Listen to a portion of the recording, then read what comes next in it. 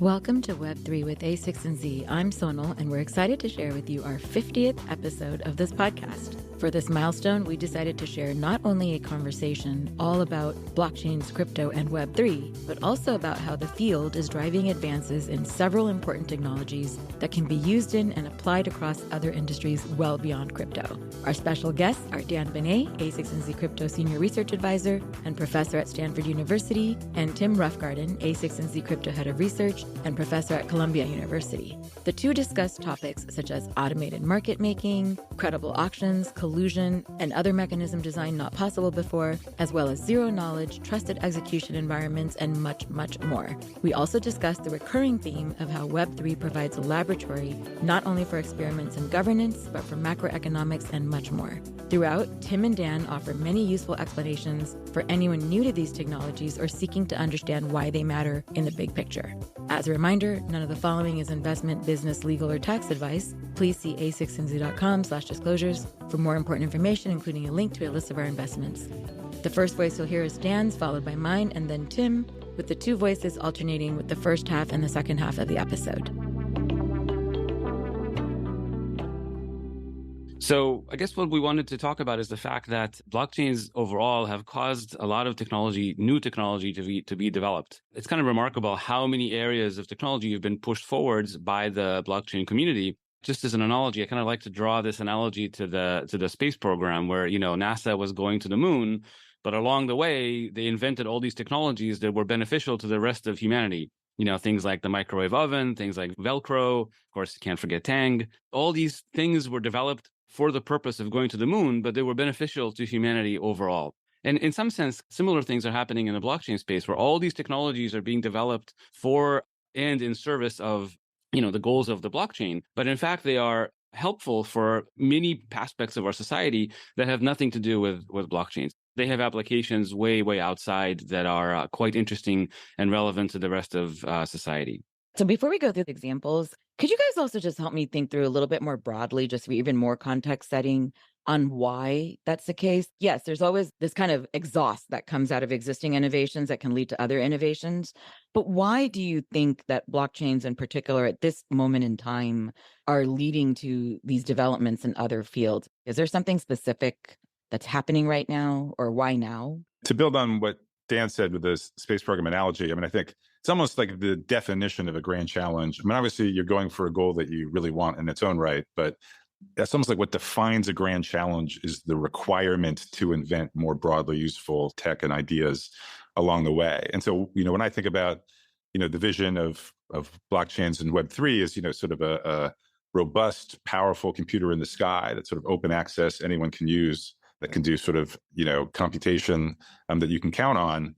That's the kind of grand challenge that basically requires many different disciplines within computer science to come up with new ideas or take ideas that existed in principle and really make them practical. So I think it's because that vision is so ambitious, there's no way it can happen without fundamental breakthroughs all across computer science. And maybe to build on that, I would say that it's not surprising that Web 2 came before Web 3 in that centralized systems are much easier to build than decentralized systems. Decentralized systems are just complicated. They're hard to build, hard to get right. What this community is doing is building things that have never been built before. As a result, it raises challenges that actually we haven't faced before. And so to solve those challenges, we have to develop new technologies. And that's exactly what the community is doing, developing new technology towards the goal of making Web3 work and scale and be secure and private and so on.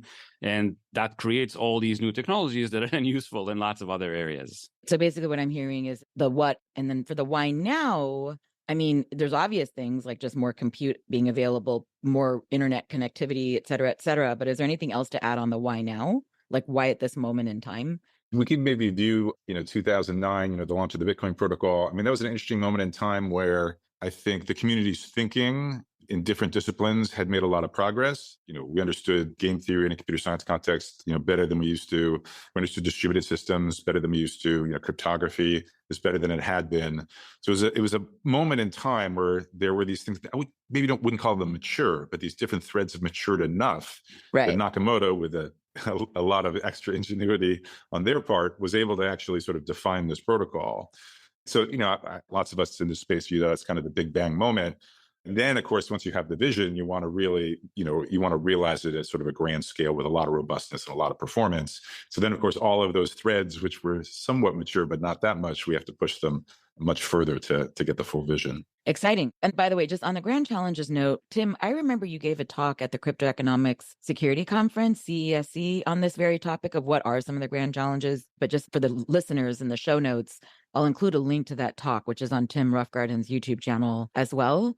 Okay, let's talk specifics now about how blockchains are influencing other technologies beyond applications in crypto and Web3. Sure, yeah. I think the big one is, and kind of the ones that we start with, is really this truly remarkable progress that happened in the area of zero-knowledge proofs, right? So zero-knowledge proofs is something that was first proposed in the 1980s. And it's really quite remarkable. It's for 40 years almost. This was considered a very theoretical area. There are hundreds of papers since the 1980s about zero-knowledge proofs, but they all treat the area as these are things that we can do in principle. These are not really things that we can, at least at scale, we can't quite use in the real world. And then what happened is basically it turned out that zero-knowledge proofs, or I should say proof systems in general, they turned out to be sort of an enabling block for a lot of blockchain technology. It enabled scalability and bridging. It enables privacy and compliance. So the Web3 community literally needed zero-knowledge proofs, or again, proof systems in general, to scale up. Yeah, we needed to kind of run complicated computations in a proof system.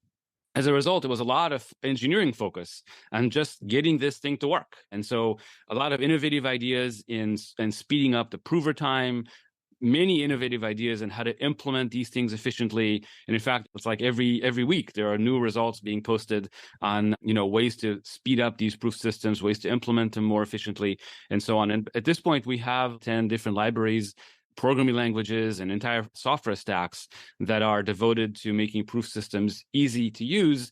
Again, this was done for the purpose of the Web3 community because it's needed for scalability and privacy in the Web3 space. But now that whole software stack is available, anyone can use it. I know it's obvious to us, but just sort of give me a quick definition of what are zero-knowledge proofs and more broadly zero-knowledge proof systems. Yeah, sure. So I guess just as we start, let's just quickly say what proof systems and zero-knowledge proofs are. So a proof system basically lets someone prove that a certain fact is true, and then the proof is very short and it's very fast to verify. So even though the statement that's being proved is very complicated, it could have taken, potentially many minutes or many hours even to generate, the proof itself is very short and very fast to verify. So the verifier can just look at the proof and immediately be convinced that the statement is true. We can add the additional zero-knowledge property, and that just means that the proof itself reveals nothing about why the statement is true. So I can prove to you that a certain fact is true, and you will learn nothing about that fact. And the Web3 community needs those tools. We need proof systems for scalability, because if we want to verify that 100 transactions are valid, rather than having the block producers or the nodes in the blockchain themselves verify those 100 transactions, one node can just produce a proof that the 100 transactions are valid, and then everyone can just verify the proof rather than verifying the transactions. So that helps with blockchain scalability. And the zero-knowledge aspects helps with privacy in the sense that we can have transactions that don't reveal what they actually do, but the zero-knowledge proof will prove that the transaction is valid. So money is not being created, money is not being lost, and so on. Right. Just as a quick example, I'm buying a house right now. I have to share all this private financial information with my real estate agent and the bank and a bunch of other people. And I'm kind of annoyed that I have to give all these strangers access to information that, as long as they just know I'm above a certain threshold, or that I have a certain score, or that I have as long as this is true, that should be good enough. They don't actually need to see the specifics of all that info. Yeah, absolutely. Absolutely. In fact, there's a system called ZK Docs. Yes, of course. Sam Ragsdale. Yes. Exactly. Sam built this beautiful system called ZK Docs, where you can actually write a document that has a lot of private information to you in the document, but you can redact all the private information and then just prove to whoever needs to verify the document that the information is valid. So they know that, you're eligible for a mortgage, but they wouldn't learn anything about your financial records. Okay, great. The one thing I will just say, for those who want to learn more about zero-knowledge proof systems, we've actually compiled a beautiful zero-knowledge canon on our website that our research partner, Justin Thaler, who's helping make a lot of theory into practice, has been pioneering. And he also wrote up like a beautiful curated canon of the body of work that's contributed to all of this and evolved. So I'll share that link in the show notes. Great. Yeah. So actually,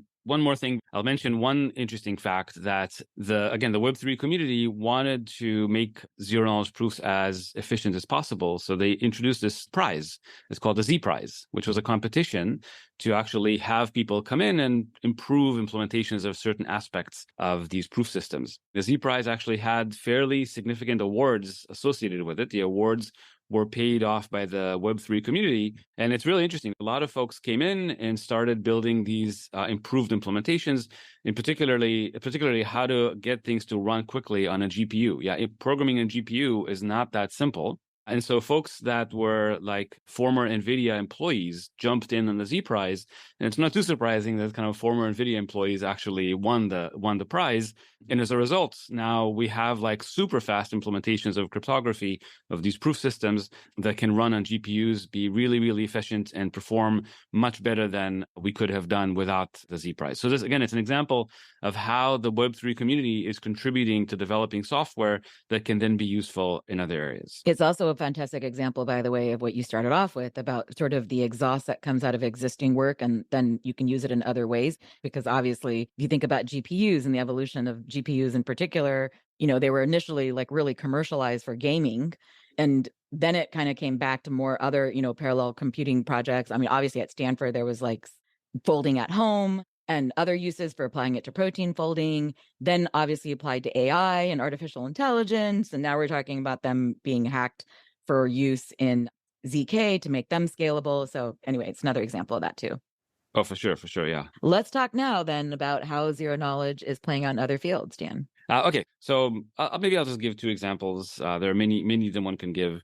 So one interesting example goes in the area of what's called blind signatures and anonymous credentials. So here, there's a company called Spruce ID that's taking California driver's licenses and making them available basically as a digital object. Now, why would you want to do this, or what could you do with such a thing? Well, if you remember, your California driver's license has your birth date on it. But now suppose you want to enter, I don't know, a bar or whatever that has an age requirement. So you want to prove that you're over 18 or over 21 or whatever it is you want to prove. Today, the way that's done is you have to show your driver's license to whoever, is enforcing these rules.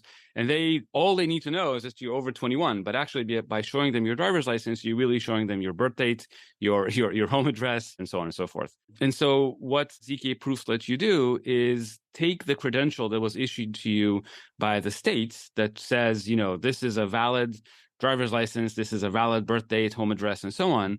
And all you can do is you can produce a zero knowledge proof that says, I am over 21. Yeah. And the reason you can trust that statement is because it came from a valid, credential that would issue to me by the state or by some government. So the zero knowledge proof says, I have a government credential that says that my date of birth is such and such, but the statement is I am over 21. Yeah. And so the only thing the verifier gets to see is I am over 21, and they see nothing else about my data. Right. And by the way, this is not just theory. The California Department of Motor Vehicles, the DMV, is actually actively looking at using this. Yeah, there are a couple of states that are looking at digitizing their credentials. And one of the benefits of doing that is now we can have these anonymous credentials that let you prove exactly what you need to prove without revealing the entire credential to whoever it is that needs to verify them. Great. The only reason this is possible is because ZK proof systems have gotten so good that now they can be used to prove complicated statements like,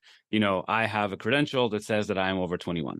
So that's one example. The second example I'll give actually has to do with disinformation. It's one of my favorite examples, which is basically using ZK proofs to fight disinformation on the web. The problem that we see out there is that there are newspaper articles that contain pictures in them. And the problem is that people write a newspaper article about one thing, let's say the war in Ukraine, and then they use pictures from a completely different event. Yeah, maybe some other war from 5 years earlier. And so, how do we make sure that the pictures that you're looking at in a newspaper article actually are from the time and place that the article is claiming that they're from? And so the journalist community has been worried about this quite a bit. And so they developed a standard. It's called the C2PA standard, contents, provenance, and authenticity, which basically makes it so that when a camera takes a picture, it adds a signature to the picture. And the signature is a signature over the location and time where the picture actually took place. Yeah. And so every JPEG will now have its metadata, the location and time and so on, along with a digital signature by the camera to say that it was really taken at that location. Yeah, so that's the C2PA standard.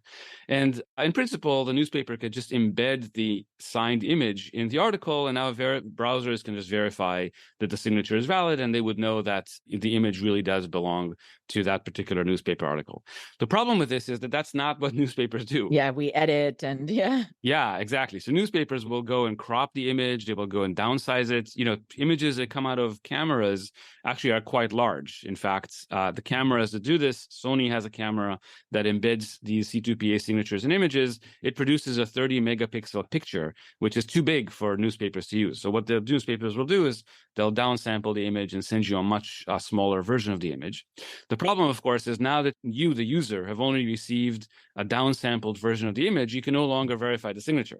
Right? To verify a signature, you need the original data, but you don't have it anymore. And so the solution, of course, is a zero-knowledge proof. So what the newspaper will do is it will downsample the image and then attach a succinct zero-knowledge proof to say that the modified image actually came from a properly signed image that was taken by one of these C2PA cameras. Yeah, and now the browser on the user side will just verify that the proof is correct rather than that the signature is correct. And again, the proof is succinct, so it adds very little data to the image, and it's very fast to verify. It's just a few milliseconds to verify.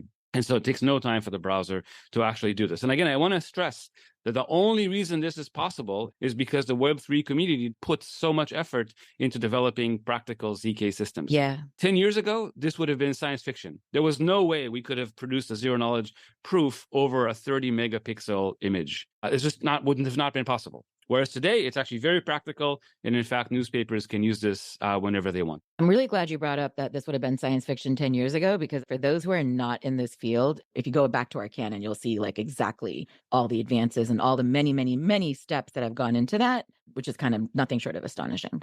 Okay, so then one more quick note on this before we move on from ZK. What's really great about the example you just shared on misinformation, Dan, is that something that honestly, not just journalists worry about, but politicians worry about it, policymakers worry about it, any public figure, actors, actresses, people who are just in public, teachers, radio personalities. It could be anybody who cares about this, because you want to know that, images of you and narratives are not fake.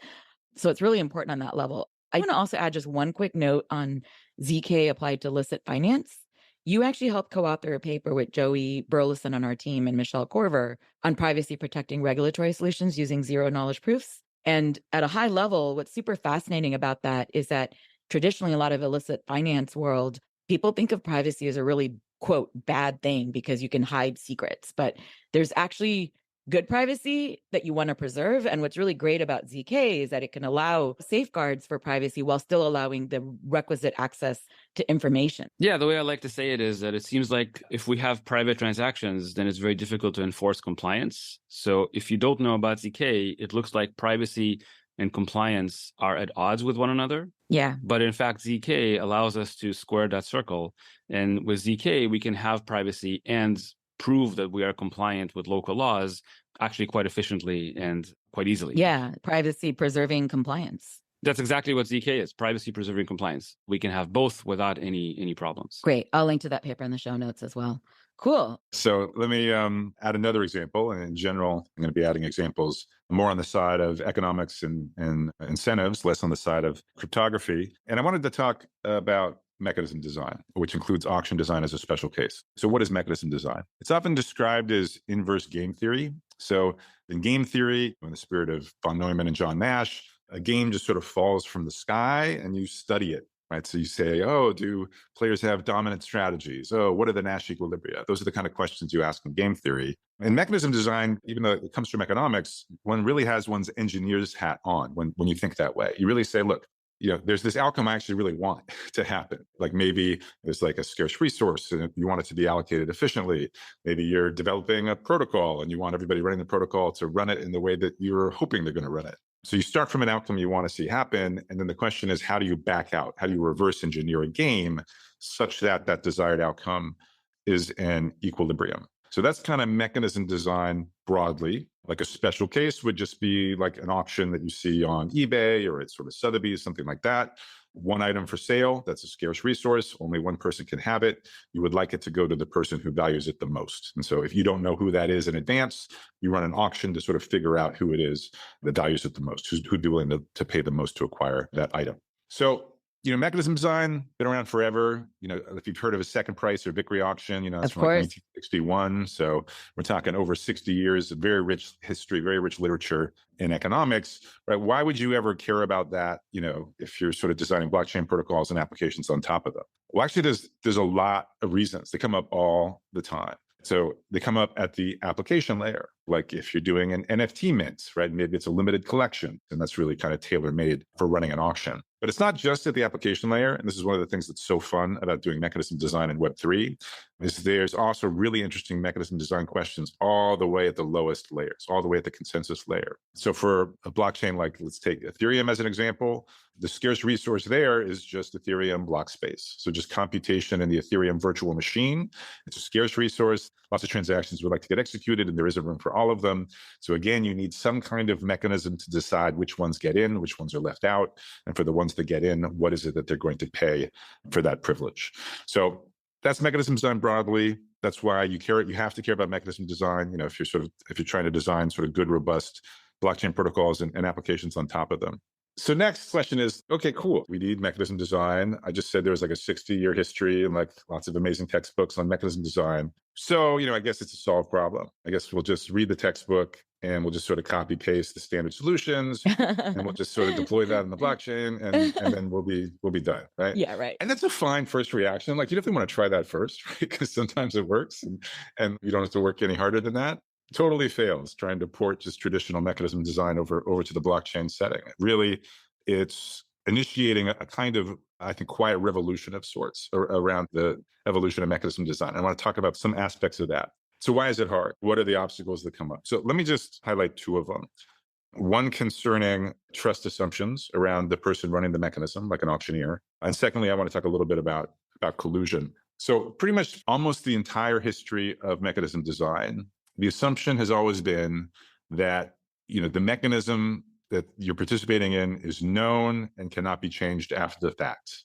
So if you're participating in a second price auction, the auctioneer has somehow credibly committed to the fact that they will indeed award the item to the highest bidder, that they will indeed only charge the second highest price to the winning bidder. Okay, so that's how we've always thought about second price auctions. So literally to the point that like there's a great, and I'm happy to say very influential already, paper that was published in Econometrica just in 2020, not motivated by blockchains. I actually think blockchains are a better application than anything they actually mentioned in that paper. This is a paper by Mohammed Akbarpour and Shengwu Li of Stanford and Harvard, respectively. So they introduced the idea of a credible auction, which is auctions where the auctioneer actually is motivated to carry out the mechanism as stated. That was 3 years ago that started to become a thing over in the economics literature. But in the blockchain context, you can't not solve this problem. You can't not worry about this issue, right? So let me maybe talk a little bit more about why that is. Because if you just also put pattern match, and it may even sound kind of weird, actually, what I just said, that somehow like the trust assumptions are like not okay for the blockchain setting. Because you might also say, wait a minute, but like I thought the whole point of the blockchain protocol, I thought the point of this computer in the sky is you didn't really need to trust anybody. I thought that was the point, right?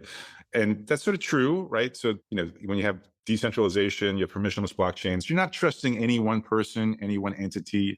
You're sort of trusting a population on average, right? You're trusting that a suitably like large constant fraction of the hash rate or the stake or whatever is running the protocol as intended. You don't know who are the honest ones and who are the dishonest ones. You're just trusting that the population as a whole is more honest than not. So that sounds like it's just make mechanism design easier, the trust issues easier. But the big irony, at least for the biggest blockchain protocols like Bitcoin, Ethereum, the big irony is that at the moment at which a new block of transactions is chosen for processing, at that moment in time, there is actually a single individual with unilateral control over that decision, right? It would be a miner in Bitcoin, it would be a validator or a proposer in Ethereum, and so on.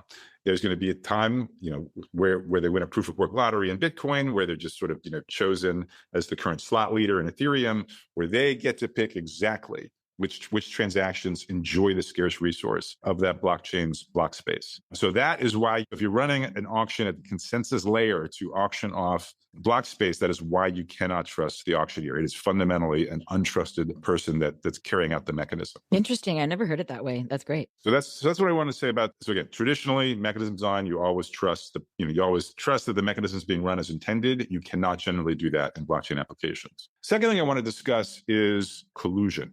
And so for starters, you can think about collusion among different participants in the same auction. And here, and this may surprise you now, again, in the mechanism design literature, I'd say an overwhelming majority of the papers basically ignore collusion, assume it away. The focus is always on unilateral deviations by single participants, right? You're worried about a single individual misrepresenting what they want to influence the mechanism outcome. Like maybe I underbid to try to get a sort of cheaper price for winning the auction. That's the traditional concern, unilateral deviations, not coalitions of people acting in concert to manipulate the mechanism. Now, I don't want to make too sweeping a statement. There are certain, collusion has been studied many times in the economics literature, but I do want to emphasize it is a minority. Why do I say that may surprise you? Well, if you think about sort of traditional applications, right, sort of, auctions being sold, I don't know, for wireless spectrum licenses or whatever it is, like you could definitely imagine collusion happening there as well. It seems like that would have been a concern in traditional applications also. And it is. I would say there's two reasons why, when they actually talk about mechanism design, they don't address it. Reason number one is just that sometimes collusion in the real world is hard to pull off, especially if you have things like, side payments that are contingent on the outcome of the auction. It's not trivial to actually carry that out in practice.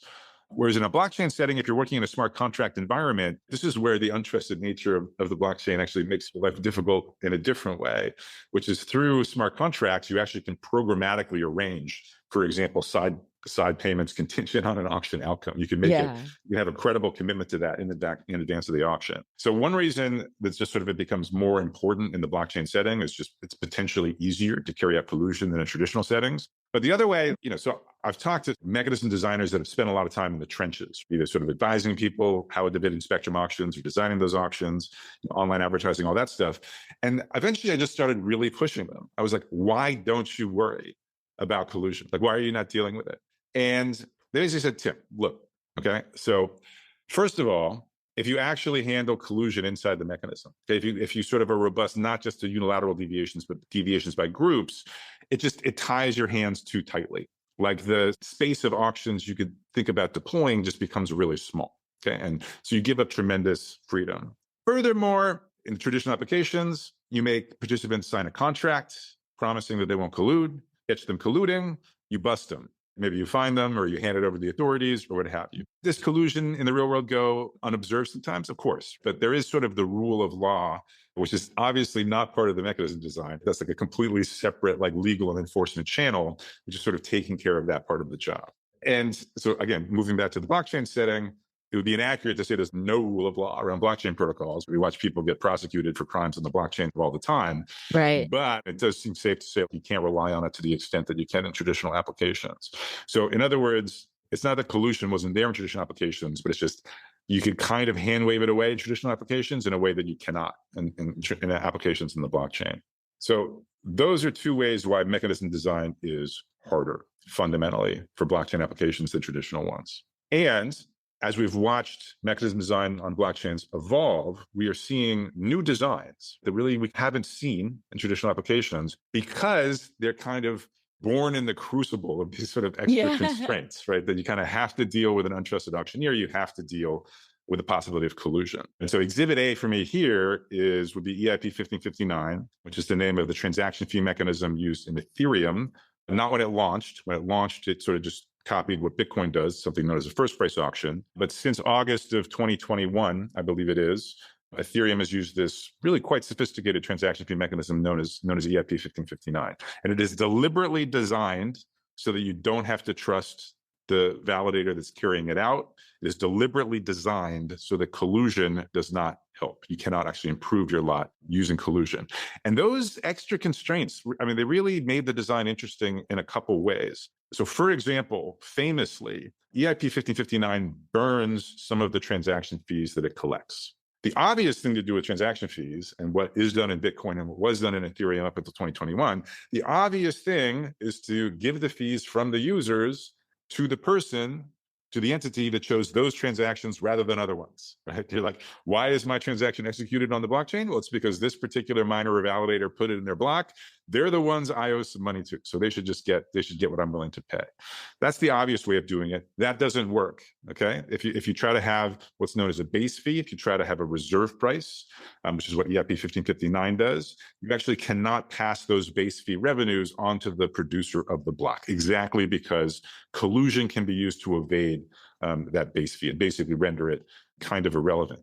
And so it's really those kind of collusion considerations that naturally guided the EIP 1559 design to this very unusual choice of burning some of the transaction fees, which then actually has really interesting macroeconomic implications, which I'll talk later. Now, to this point, EIP 1559, it's used in Ethereum, it's used in several other blockchains. I don't know of a deployment yet outside of the blockchain space, but there is no reason why you couldn't use this in certain traditional applications as well. It would need to be an application where you have auctions happening repeatedly, but as our world gets more and more digital, that's more and more commonly the case, like online advertising auctions certainly are done repeatedly because the EIP 1559 needs to sort of adjust its base fee over time based on the results of past auctions.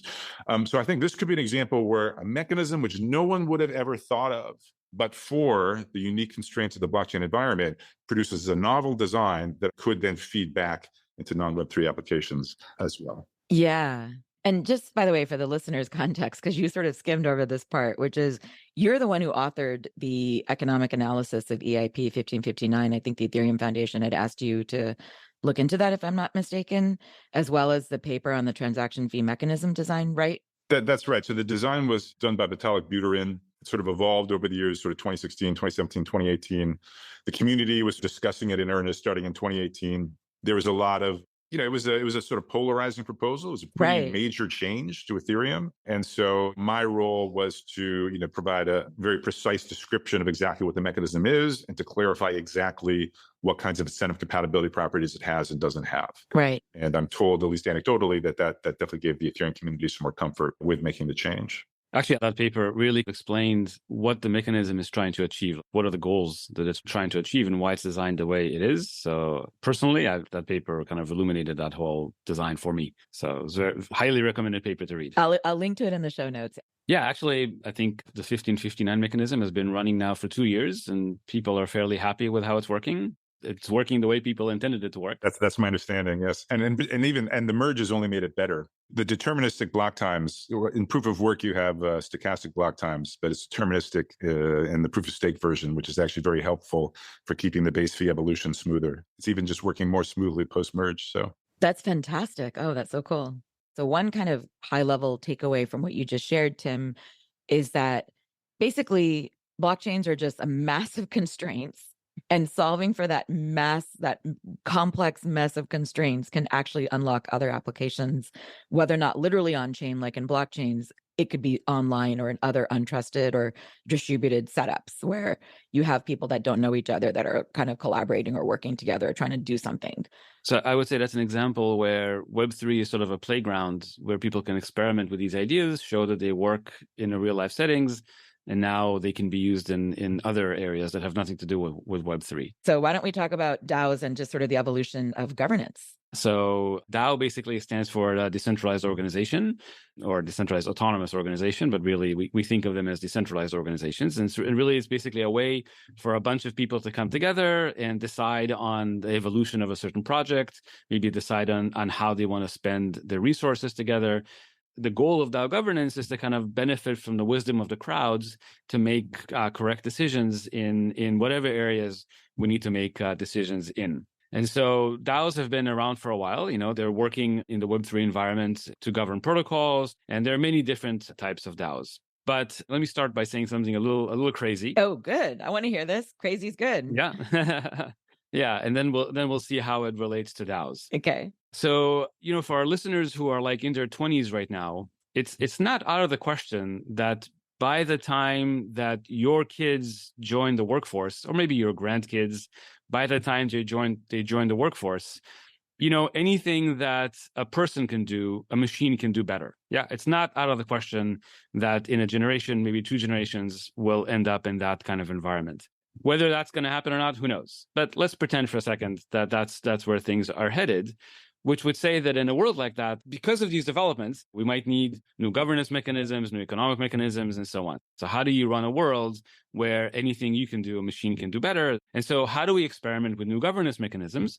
Well, that's exactly where DAOs come into play. Kind of like Tim was saying with EAP 1559, the Web3 environment is a playground for playing with this economic mechanism. DAO governance is a playground from playing with governance mechanisms. So if we have a governance mechanism that we want to try out, we can just implement it in code, build a DAO around it, and just deploy it and see how well it works for governing a particular protocol or governing a particular application or activity or so on. So that's kind of the power and the interest of DAOs. So let's talk a little bit about the journey of DAOs, where they came from and where they're headed. So at the moment, DAOs are still learning from real-world governance. DAOs sort of started by doing what we call direct democracy, where all the DAO participants would have to vote on every single proposal. And even the Greeks already learned that direct democracy doesn't really work. People tend to not participate. I can't devote all my time just to voting on decisions. And so people ended up not voting. And you see that in the direct democracy DAOs, participation rates are actually quite low. So then DAOs started moving towards representative democracy, where you delegate to a delegate, and then the delegate votes on your behalf. That's exactly what we call a representative democracy. And more recently, DAOs are starting to move towards private elections. So there's a very famous example of the Nouns DAO that is developing a private voting mechanism because they realize that public voting is problematic too. There are all sorts of game theoretic aspects that come up when you do public voting. So they wanted to move to private voting. It's worthwhile mentioning the Cicada project. That's another approach to doing private voting. And so DAOs, up until now, they're kind of learning from, the 10,000 years of governance evolution that humanity has already gone through, right? We don't need to reinvent the wheel. We can just learn from what humanity already developed. And so DAOs are kind of quickly coming up to speed to where we are today. What's interesting is if we look forward, DAOs are starting to develop now new governance mechanisms that are not available in the real world. And so one example is what's called the liquid democracy, where literally at any given point, you can actually move your voting delegation to somebody else if your delegate voted the way you don't like. And so unlike in the real world where you have to wait 4 years until you can vote for somebody else, in a liquid democracy, you can kind of actively move your delegates around as you want. So there are experiments with liquid democracy in the DAO world. And, we'll see whether that's a good thing or a bad thing. You could argue both ways. But the interesting thing is DAOs give us a playground in which we can experiment with these kind of governance mechanisms. Another mechanism that's quite famous is quadratic voting, right? Where you basically, the more you want to express support for a particular proposal, the more costs you in votes that you have to spend. So it's called quadratic voting, where if you want to vote for a proposal k times, in some sense, you have to spend k squared votes in order to do it. So again, there are DAOs that are experimenting with that idea, and we're going to see how well that works. So the point is that DAOs, even though it's a Web3 mechanism, you should be thinking of it as a playground for experimenting with new governance proposals. And today, these DAOs are primarily still learning from what governance has learned for the last 10,000 years. But as things progress, these DAOs will hit on better governance mechanisms, and maybe the real world can learn from how these DAOs actually govern themselves. This is actually really compelling. And Andy Hall, one of our researchers, talks a lot about this, where you can borrow so much from the traditional history of governance and then see how that's been applied to DAOs, and then what is also adapted for DAOs, and then what is then natively created, newly, uniquely possible, made by DAOs, given the online on-chain context. So I love how you sort of painted that arc kind of going back and forth, and now it could go back to the other direction, like back to the real, quote, in real life world. What's also really interesting is that we like to think of it more as a laboratory. You say playground, which I think could kind of sound frivolous, which I know that's not what you mean. It's sort of a a really experimental pot is really what you're saying when you say playground. But I really like how the team here thinks about it a bit more as a laboratory for governance, because the idea is that you can essentially accelerate all these experiments, as you said, and do things that normally would play out over hundreds, if not thousands of years. And every 500 years or so, and you can actually play them out in 5 years or 10 years or 1 year even. So it's kind of great. And the other quick note I want to make too, Dan, on your point, just to kind of share how broadly applicable this is that we're not only talking about like civic governance. When people think of governance, they think of government politics, but there's also thinking about corporate style governance, like how might corporate governance itself evolve for modern corporations. So I think that's another point to bring up. It's not just politics and political systems. Yeah, absolutely. Anytime there's a group of people who need to work together, there's a need for a governance mechanism. And as we say, these DAOs are kind of a laboratory for experimenting with new governance mechanisms. So people who are in political science, for them, DAOs are like a godsend. Well, that's why our guy Andy Hall is like obsessed with it, because he's, I think, a classic poli-sci professor. And Dan finished teaching a whole course jointly with them too. So. Oh, I didn't know that. Indeed. Yeah, by now there's enough material on DAOs that we actually taught an entire quarter-long course just on DAOs. That's super cool. Great. All right. So let's segue to our next one. Yeah. So on the one hand, what I want to talk about next is more about mechanism design. On the other hand, it's very much a variation on the theme Dan introduced about sort of Web3 as a laboratory. And, he talked about the laboratory for different systems of governance and voting and so on. I want to talk a little bit about a laboratory for different macroeconomic policies, specifically different monetary policies. Now, why does that even come up? Why would that naturally happen when you're talking about blockchain protocols? And so here, let me tie it back to the mechanism design story that I started telling earlier.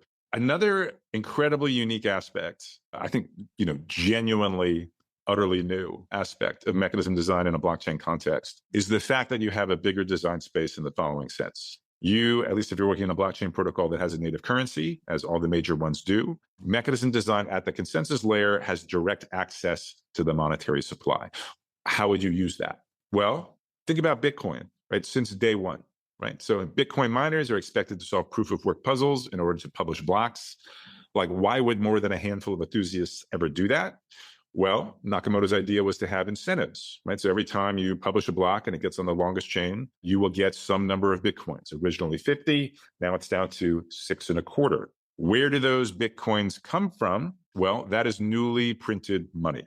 Okay, so really, Bitcoin block production is incentivized quite deliberately through inflation, through money printing.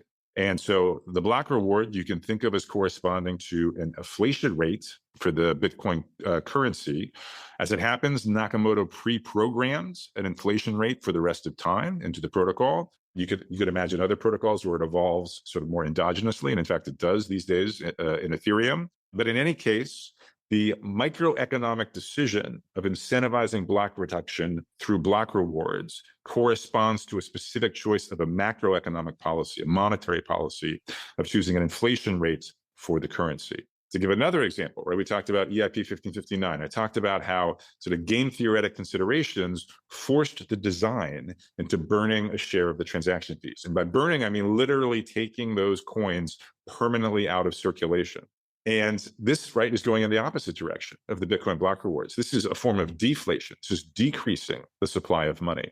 Now, Ethereum also does have inflationary rewards for validators carrying out the protocol correctly. So you've got this sort of tug of war in Ethereum ever since EIP 1559, where on the one hand, there's inflationary forces that are sort of a, kind of a carrot for validators to do the right thing. On the other hand, there's this natural deflation coming from just excess demand for Ethereum block space. And it varies. I mean, so we now have a couple of years of data on this. There's been periods where overall the currency's been inflationary. There's been periods where overall it's been deflationary. So that means Bitcoins and ETH are now kind of in opposite directions. One has a positive inflation rate, one has a negative inflation rate. And you could ask, is one of those better than the other? I mean, if nothing else, we are actually carrying out a natural experiment where we will get sort of real-time data about which of these monetary policies, what are the different properties of them. And akin to, Dan talking about, on the governance side, right? Yes, we've learned over the course of history stuff about governance through trial and error, but the time scale at which that unfolds is very long,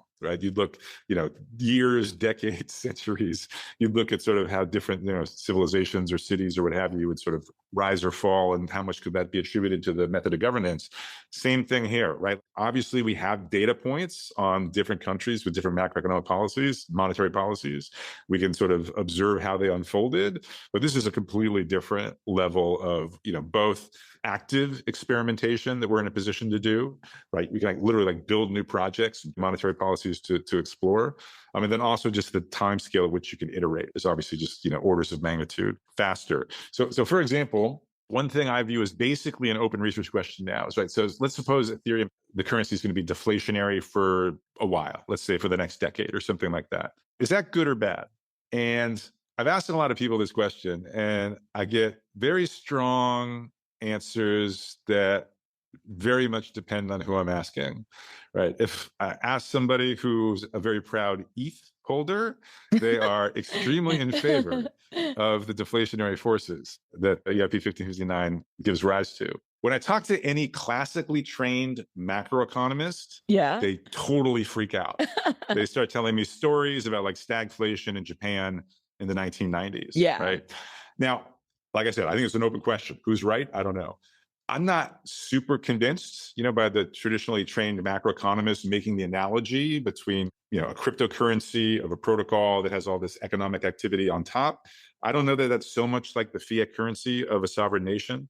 Right? The traditional story would be, you don't want deflation because then basically, the fiat currency actually becomes like an investment device. Whereas what you really wanted to do is you wanted to sort of lubricate economic activity. On the other hand, like in Ethereum, I'm not sure there's a contradiction between, ETH, while at the same time having lots of USD denominated economic activity happening at the application layer. I'm not sure there's any kind of contradiction there, but totally open, right? So sort of the gauntlet has sort of been thrown to us as blockchain researchers to explain, why we should be okay potentially with deflationary cryptocurrencies in our major blockchain protocols. That's great. By the way, have you talked to Alex Tabarrok about this? Not this specifically. He's coming to visit us in a couple of weeks. Oh, okay, great. Yeah, so I'll bring it up with him then. So yeah, because obviously Tyler Cohen and Alex wrote a textbook they updated their classic textbook on the modern principles of economics with a whole new chapter and sort of focus on examining crypto through that lens of economic reasoning. So it'll be very interesting to see what they say as well. By the way, what is interesting is that in the real world, it would be very difficult to run an experiment like this. Whereas here, Web3 just provides a natural environment for this experiment. Yeah. And we're going to learn, whichever way it goes, we're going to learn something interesting from it. Yeah, though that's not to say that these experiments don't have consequences, because there are real people who are, transacting and interacting in these systems. But anyway, take it away, Tim. Okay, great. So let me next go to yet another example of this kind of Web3 as a laboratory experiment, this time focusing more on the finance side. So specifically, let me talk a little bit about exchanges. So this is somewhere where you would buy or sell one asset in exchange for another. Obviously, not a new idea, right? We're all familiar with the stock market and sort of other types of exchanges of that form sort of in real life, but exchanges play a really important role in blockchains and in Web3 as well. So specifically, you might be familiar with automated market makers, like Uniswap being a canonical example, which lets you swap one type of token, like maybe ETH, for another type of token, like maybe USDC. So I want to talk a little bit about, where AMMs come from, in particular, how come when you hear about the stock exchange, you never hear about AMMs? How come you only hear about what you might know of as limit order books, but why you always hear about AMMs instead in Web3? So what's the deal with that? So a little history, right? So limit order books were sort of the, standard, I'd say, by the late 20th century of how to trade fungible, tokens and assets. And so why wasn't that adopted immediately in the blockchain setting? Why not copy paste the sort of agreed upon solution from traditional applications over to the blockchain side? And the answer is actually quite interesting, which is computational scarcity. I mentioned briefly this idea of kind of, blockchains, an abstraction for a blockchain is sort of a computer in the sky, open access that anyone can program and run programs on. And an issue is that, this is changing. We're making improvements, but historically that computer in the sky has been very slow, about as slow as computers maybe from the 1950s or something like that. 10 transactions a second, 20 transactions a second, something like that. So computation is super, super scarce. Now, in economics, there has usually been very little attention paid to computational resources. Okay? Really all the focus in the economic literature has been on the economic properties of different designs, right? So there's some really egregious examples actually in mechanism design. Like there's something known as the Vickrey-Clark-Groves mechanism or VCG mechanism, which is a generalization of the second price or Vickrey auction, which shows that, basically welfare maximization is a solved problem. But then you actually look into the details and they're assuming you can solve NP-hard problems and all these other kinds of things. And so it's really only once computer scientists got a seat at the table around the turn of this century that the shift focused more on like, well, no, we want all the good economic properties, but we want it to also terminate like before the end of the universe. We want sort of computationally efficient and, economically kind of incentive compatible mechanisms. So going back to AMMs, this is a very extreme form of a computational constraint, right? So not only can you not solve NP-hard problems in the blockchain, you also can't run, quadratic time algorithms in the blockchain. It's really very limited. So you need super simple computations, at least for now. Again, we're seeing this change as the years go by. And limit order books, if I explain them to you, they'd sound really simple, right? You've got these like outstanding buy orders, you've got these outstanding sell orders. Whenever you have a match, you just match them. Everybody goes home happy. What's the big deal? Sounds like something you could easily code up. And in some sense, you could. But there is this matching process. First of all, you need to store all these orders, right? And storage on blockchains is actually, at the moment, quite expensive. Plus, you have to do a non-trivial computation to check whether any sort of new orders match any of the old ones. And that was just too much for the early blockchain protocols. But people really wanted to swap, one type of fungible token for another. And so that led them to this alternative design of automated market makers. And, most famously, what's known as the XY=K design, adopted by the original version of Uniswap. Now, interestingly, automated market makers did exist before the advent of blockchain technologies, not for trading tokens, not for swaps, but rather for prediction markets, where you have an event you're trying to predict, like maybe the outcome of the presidential election, and you want to elicit people's beliefs about what they think is going to happen. What's the likelihood that the winner will be a Democrat versus the winner will be a Republican? So prediction markets, the usual way you set them up is you invent a so-called Arrow de Brue securities. So you'll make up two sort of fictitious kinds of equities, one of which pays off $1 if the Democrat wins, one of which pays off $1 if the Republican wins. You let people freely trade them. You look at the current market price and you interpret the market price as a probability, as a likelihood of who's going to win that election. In some ways, it's a way that a market can sort of aggregate the beliefs of a large crowd of people. So prediction markets literally are exchange mechanisms in the same sense of the stock exchange. And there are prediction markets that use limit order books. Okay, that is one thing that people do. But one place where limit order books really break down is in what are known as thin markets. So markets that do not have a lot of traders. Okay. For the extreme case, imagine somebody shows up wanting to, buy and sell equities in order to express their extremely accurate prediction about what's going to happen. But suppose nobody else shows up at the limit order book, right? Then there's nobody to match with, right? So literally no trades will get executed because you don't have a counterparty. And so that's the sense in which like economic activity sort of dies in a limit order book if you don't have a thick market, if you don't have a lot of people sort of arriving, being willing to trade. And in prediction markets, for some of the things, some of the prediction markets, you did have a relatively small number of traders. So the question then was, could you do something different? That gave rise to the idea of automated market makers in the sense that we understand it. And this was Robin Hanson, I believe, that pioneered this maybe, 20, 25 years ago, something like that. So-called scoring rule-based prediction markets. And so they were invented, this is before blockchains, and they had nothing to do with computation.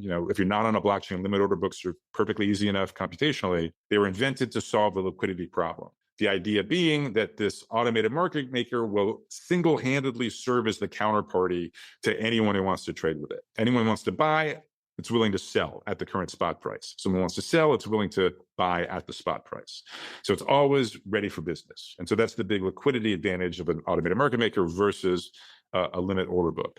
So that was sort of the story of AMMs for a long time. And, they were kind of in, say at the time Ethereum came out in 2015, they were kind of collecting dust on the shelf. It was this tool. People knew about it, thought it was cool, not a ton of traction. Wasn't a big part of like scientific discourse in sort of any area at that point. And so many other things. It was an existing idea that was just resurrected really by the needs of blockchain technology. And so in particular, again, on the blockchain side, computation's scarce. These AMMs are super simple, right? You do not need to do some kind of matching thing or keep track of a bunch of outstanding orders. You literally just have sort of two piles of coins, and someone comes in and a very simple formula algebraically says, if you deposit 10 here, you're going to get back 7 of these. And that's it. That's how the AMM works. So the early versions of AMMs worked. And that was the kind of simplicity people really needed for the most initial and primitive versions of that computer in the sky. Now, these days, we're seeing a lot of innovation. So now that AMMs have become the dominant way of doing exchange of fundable tokens, on chain at least, we're seeing a lot of innovation, right? So Uniswap themselves have had multiple versions that they've been iterating. Competitors are sort of, trying to iterate as well. For example, people are now trying to sort of programmatically sort of adjust trading fees according to sort of the recent volatility of the assets being traded. Those are some of sort of the nice things that people are looking at now. And the way this innovation is going, we will start winding up with, I think, sort of exchange designs that, first of all, we never would have come up with, but for this path through this computation scarce environment. But like with the EP 5059, after a bunch of smart people do a bunch of hard work and come up with something clever, at the end of that path, we actually have new exchange designs, which might well be better suited than the incumbents for some of the traditional applications of exchange. Here I zoomed in on AMMs, but I mean, zooming out, the broader theme here is just that, again, very much like what Dan was saying about this completely new ability to innovate, back when he was talking about sort of governance, systems of governance. Innovating in traditional finance is very, very difficult. The incumbents are extremely powerful. Whereas again, in Web3, like we're iterating, every couple of months, you'll see like a new version of sort of some of the most popular projects. So there's just this tremendous freedom for people to explore. Just to give one other example would be batch auctions. So for example, for at least a decade, there's been kind of a movement to try to take something like the New York Stock Exchange and have them settle trades in batches, maybe one batch per second, as opposed to what they do now, which is just sort of a continuous double auction where you just always match things immediately as they come in. Why would you want to just have batches of a second? Well, it makes high frequency trading sort of a lot less profitable, right? So sort of having a microsecond of informational advantage doesn't wind up being that useful if you're almost certainly going to wind up in the same batch with other people that got it 10 milliseconds after you did. Needless to say, the New York Stock Exchange has not adopted batch auctions. There's some really nice theory and kind of lab experiments around it. I think it's really sort of great work. Whereas if you take something like Ethereum, literally every 12 seconds, a new block is being published. It literally is, by definition, a batch auction every 12 seconds. And there are some really nice projects out there in the space that are actually trying to design novel mechanisms to take advantage of this sort of intrinsic batching property that Ethereum has. And again, I'm hoping this to some extent like normalizes the idea of batch auctions to a broader audience, potentially to feed back into traditional applications. That's fantastic. I think that the theme that's emerging from the discussion so far is that like Web3 is a really good laboratory for the rest of the world. And so I wanted to give one more example where Web3 technology is going to be applicable to the rest of the world.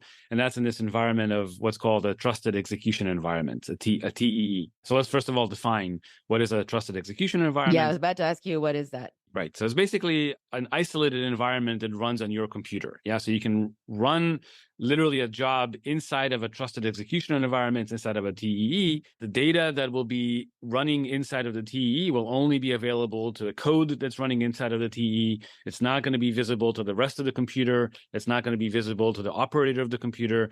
It will only live inside of the TEE. So the vision for this is, if you want to run a task in the cloud, in some sense today, you're at the mercy of the cloud operator, right? The administrator of the cloud can, in principle, look inside of the data that you're running in the cloud, look inside of the code that you're running in the cloud, and learn about your business if you wanted to. If you ran your cloud application inside of a TE, then basically the administrator is locked out. There's nothing that anyone in the cloud can do to see your data, to see the code that you're running in the cloud. And so it's a strong privacy mechanism for running jobs in the cloud. Yeah, so TEs are an important mechanism, and they've been around for a while. In fact, one of the first TEs, I guess they go back in history quite a bit. One of the kind of the large deployments of TEs was actually started by Intel in what's called the SGX. So it's about a decade old. They deployed it, and we're hoping that people would find applications for it. Unfortunately, what happened next is that there were a whole bunch of weaknesses found in the SGX implementation. So even though TEEs are a really good idea, there's a bit of a fear out there, because of some weaknesses that were discovered on this very first popular implementation. But TEEs are out there. And what's interesting is that now it looks like TEEs are finding applications in the Web3 environment. And so the reason I'm excited about this is that TEEs are really useful. If we could run jobs in the cloud inside of a TEE, we would get much better privacy for cloud customers. So TEEs are really useful for all of humanity. But now that the Web3 environment is actually finding applications for TEE, I think we're going to see what we saw with zero-knowledge proofs, that all of a sudden, a whole bunch of smart engineers are going to start developing new designs for TEEs, better designs, faster and more secure. We're going to see prizes around the designs for TEEs. So there's in the coming years, there's going to be a lot of activity in better TEE design driven by this Web3 interest. So why is the Web3 community interested in TEEs? And the answer actually has to do with something that Tim already touched on, which is MEV, maximal extractable value, which I think Tim said it very nicely. It's basically whoever is making the blocks has a lot of power because they decide which transactions go into a block and what order those transactions are in the block. Yet people are willing to pay to get their transactions early in the block. And that translates into this large field called MEV. MEV in the past has caused a whole bunch of problems on the blockchain. So there are a bunch of proposals or solutions for trying to, at least if we can't eliminate MEV, at least let's not make it cause problems for the rest of the Web3 users. And so one proposal is called MEV Boost. This is something that is already deployed. It's an implementation of what's called Proposal Builder Separation, PBS. I imagine many of your listeners have already heard of those concepts. But there's a new version that's coming, and that's called MEV Suave. I'll also link, by the way, in the show notes to Barnaby Minot's post on notes on Proposer Builder Separation, because that has a great explanation. So that'll be in the show notes. Keep going, Dan. Yeah, perfect. Yes. So what is the idea behind Suave? So if you step back for a minute and you realize in the world of MEV, there's a couple of actors. So one category of actors are called searchers. What they do is they basically look for opportunities where they can issue transactions that will make a direct profit to the searcher. Maybe there's some liquidation opportunities. The searcher finds a liquidation opportunity, issues a transaction, and they get some profit as a result. So searchers basically have transactions. They spent a lot of work. They found these transactions, and now they want to deploy them on the chain. There are builders. These are the people who actually build blocks out of transactions and sometimes called bundles that come from the searchers. So we have searchers who are making transactions. We have builders who build transactions. And then there are the block proposers who actually take blocks built by the builders and actually submit them on chain.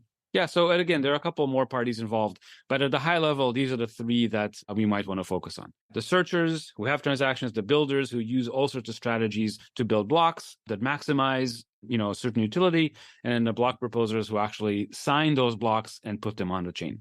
So in Suave, what happens is we're going to treat these three parties as members of what's called a large confidential compute. So the searchers have transactions that they don't want to tell the world what the transactions are because people could just steal their transactions. So they have these transactions. The builders have building strategies. They don't want to tell the world what the building strategies are because they spend a lot of time optimizing them and they want to keep them to themselves. And then, of course, the block proposers, they have to sign the blocks and they don't want to tell the world what the signing key is. So these are three parties in this space. They all have secret inputs. And somehow they need to all work together in order to build a signed block. So everybody wants to keep the data private until the block is available and is signed, but somehow they have to come together in order to construct a properly constructed block that is correctly signed. So this is kind of the classic setting of what's called a confidential compute. The three parties, they have secret inputs, but somehow they have to come together and compute on their secret inputs, but none of them want to reveal their inputs to the other. Yeah. So how do we do this? And so there are basically two approaches to confidential computing. One is using what's called multi-party computation. And here, some of your listeners may have heard of fully homomorphic encryption, FHE. FHE is in some sense in this environment kind of a particular way to implement multi-party computation. So we'll lump one approach as multi-party computation, where we can do a large protocol between the three parties and the magical block just appears. Yeah, so that's one way to do it. The other way to do it actually is using trusted execution environments, right? So how do you do this using a trusted execution environment? Basically, we will create an isolated environment on a processor that nobody can see inside this environment. We'll have the three parties send their data encrypted under a key where the decryption key lives inside of the TEE. So only the TEE can decrypt the data that the three parties send to it. And now the TEE inside of it, it's an isolated environment, but inside of it, it's able to decrypt the data that came from those three parties. Now it can see all the data in the clear. It can see the transactions from the searchers. It can see the building strategies from the builders. And it can see the block proposer's private key. And now it can run the strategies on the transactions, produce a block, and then use the private key to sign the resulting block. It would then output the block and erase all the data inside of the TE. So this is a way to do this confidential compute where the three parties can send their encrypted data to the TE. The TE constructs the block, destroys the data, and the block is available to be deployed on the chain. And if you believe that the TE is secure, nobody can see the data that was actually used to create this block. That's only available inside of the TE. Yeah, so this is basically a proposal for how Suave is going to work. That there'll be this TE environment that they're building that will be used to construct these blocks. And basically, that's how block production will work under Suave. But what's interesting is this design really shows that the Web3 community is becoming very interested in the security of TEE architectures. You see, if somebody can break open the TEE here, then we have a problem, right? That all of a sudden transactions for searchers will become available to whoever was able to break the TE. They would be able to steal those transactions and steal all the MEV that the searchers were hoping for. Similarly with the building strategies, and similarly with the signing key that's used to sign the final block. So here the TE isolation property is really, really quite important. So what's exciting to me, again, is if it gets deployed using existing TE technology, well, there are people in the world who specialize in breaking TEs. So maybe this will get deployed. There'll be, some backlash in that it'll be shown that the TEs maybe are not as strong as we had originally anticipated. And then there'll be like a Z prize competition. There'll be a TE competition for can we build more secure TEs that are cheap and fast and so on. So I think it's really kind of exciting that the Web3 community is going to build secure TEs. And the nice thing about that, the beautiful thing about that is once we have secure TEs, the rest of the world can benefit. Right? You can imagine AWS and Google and Azure, all those are deploying these secure TEs so that all of their customers can then run jobs privately in the cloud. Dan, you already answered this question earlier when you kind of self-answered it about why Web3 for the kind of acceleration of TEE. Is it only because of MEV, or were there other drivers to that? Because it sounded like you said it was only because of, the interest in trying to solve this problem with MEV coming up that's why this accelerated, or were there other drivers for pushing and advancing TEE? Yeah, that's a really good question. I mean, so the initial driver for it is MEV, actually dealing with the MEV market. But it turns out once we have TEEs that people actually trust, there are millions of applications. It has tremendous benefits. Maybe kind of to go back to the beginning of this podcast, I can tell you that if we have a trusted TEE, zero knowledge proofs in some sense, or I should say proof systems, become really quite simple. Because you can just literally have the TE check that the statement is correct and then just sign the statement. And then the verifier just has to verify the signature and do nothing else. Yeah. And so in some sense, if we have TEs where we actually trust the hardware, there are a lot of problems that become actually quite simple. So this is, as I said, this has quite a lot of interesting applications. So Dan, maybe we should talk a little bit about the consensus layer too, and the new protocols we've been seeing. Because, distributed computing, this is another field that's been around, 40 plus years. But somehow, again, the advent of blockchains, we're seeing big innovations in that sort of very, very classic area. Yeah, so I guess it's kind of the bread and butter of blockchains to develop consensus protocols. And also, I guess, since the time of Satoshi, right, we see new innovations in consensus coming out of the blockchain space.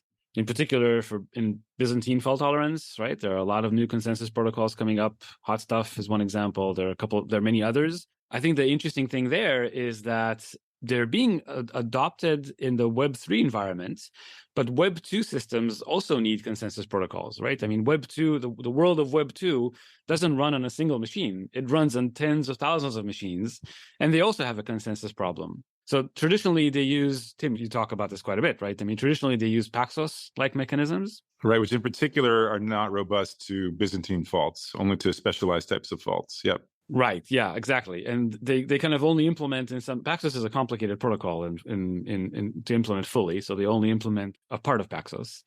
And the new consensus protocols that are coming out, in principle, even though they were designed for Web3, they could also be used by the Web2 companies, and they would reap the benefits of the better performance, more security against, as Tim was saying, security against stronger faults. And less any listeners think that Byzantine faults are relevant kind of only in adversarial settings like the blockchain setting, where they are indeed extremely relevant. The concept of Byzantine fault tolerance predates blockchains by 25 years, right? And so the reason you might say, like, why were distributed computing researchers in the 1980s worried about Byzantine faults and not adversarial environments? Well, it's because, hardware failures you could have a model of, right? Like what happens if, the power goes out, you just stop hearing anything from that machine and they stop hearing from you. A crappy network, okay, maybe some packets get dropped, some messages get lost. But if you have a buggy implementation on a machine, what's your model for how it's then going to behave? And it's just very difficult to come up with any plausible model that captures the range of behaviors that might emerge from software bugs. And so as a consequence, the theoreticians that were formalizing these ideas said, let's take a conservative approach. Let's say that, a software bug, the machine can behave in an absolutely arbitrary way. There, it was almost kind of like a modeling convenience. Whereas in blockchains, it's like literally real. Like the nodes really may do absolutely anything if they want to bring down your protocol. But the formalism is exactly the same, which is, I think, actually a great testament to just the power of the right abstraction, how it just is sort of reusable across these different domains. So, like Dan was saying, even though you can get away with a lot just thinking about, crash faults and related notions in Web 2, why not have this stronger robustness notion if you can get it as well? Yeah. Tim, can you give me the high-level version of what Byzantine fault tolerance is, why it matters? You explained that it had the long history and whatnot, but I think for a lot of listeners, they might not actually know in detail why that matters. So zooming out for a second, I mean, what is the point of the consensus protocol in the first place? So you have a distributed system, so you have a bunch of machines, maybe located all over the world, and you want to keep them in sync, right? You want them all to sort of believe the same state of the world. Why is that hard? It's hard because, one, you might have communication delays. You might have issues with the communication network. The other one is that maybe some of the nodes are not running the protocol correctly.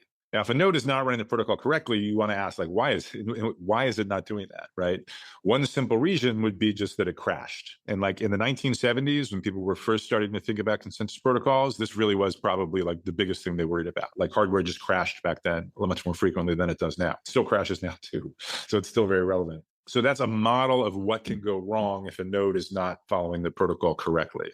Another model would be it has a sporadic internet connection so that its messages sometimes get dropped. And then Byzantine fault tolerant means you assume absolutely nothing about what that node is going to do. It can deviate from the consensus protocol in absolutely arbitrary ways. Okay, it can't like forge signatures generally, but kind of, any kind of feasible computation it's going to do. And so you'd like to design a protocol that still works, even though you have these nodes that are doing these crazy, crazy things. Right? As long as, say, like 2/3 of the nodes are running it correctly, the third that are just acting, in some just nuts way, they still can't get those 2/3 of the nodes out of sync. Okay, perfect. That was fantastic. Very clear. All right. Some last quick questions, kind of quick lightning round style, just to wrap up. Okay, so some recurring themes in this episode are about constraints, this idea of a laboratory for innovation, this idea of constraints creating this tremendous innovation, but then also the users and experiments and the market kind of pulling out the desire to advance things forward.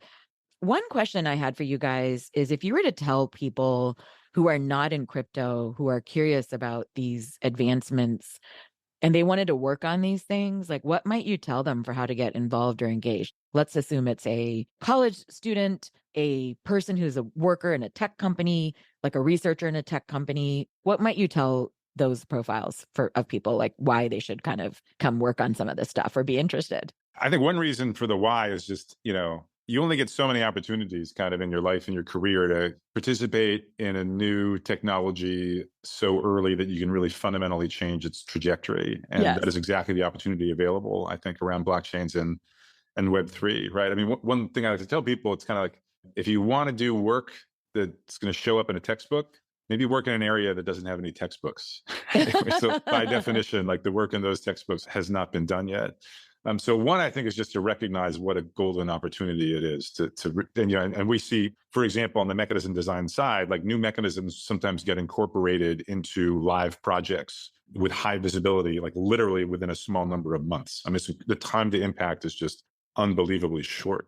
Because there's no textbooks, like the on-ramp to sort of getting the shared knowledge is not as simple as it would be in like machine learning or a field like that. But I will say, at least the Web3 community is very good, I'd say, at self-documenting. And in particular, just on YouTube, you sort of have to know how to look a little bit, but there's a very rich collection of resources out there. Like people wanted to know more about ZK. There's entire MOOCs about ZK. Dan has many lectures about that. He and I have lectures out there that are about MEV. Obviously, many other people, not just academics, but, researchers from the Ethereum Foundation and many other projects all have talks out there. That's probably for me the best way to get a sense for exactly where the cutting edge is right now. That's great. Dan, would you say anything as well? Yeah. So if you kind of want to get into actual doing things, I think the community is actually really friendly. You can really find a project that you find interesting, just jump on their Discord, and people would be quite happy to kind of comment on your ideas. If you have code you want to contribute, there'll be a lot of discussion. The community is actually quite open and friendly. At least that's been my experience.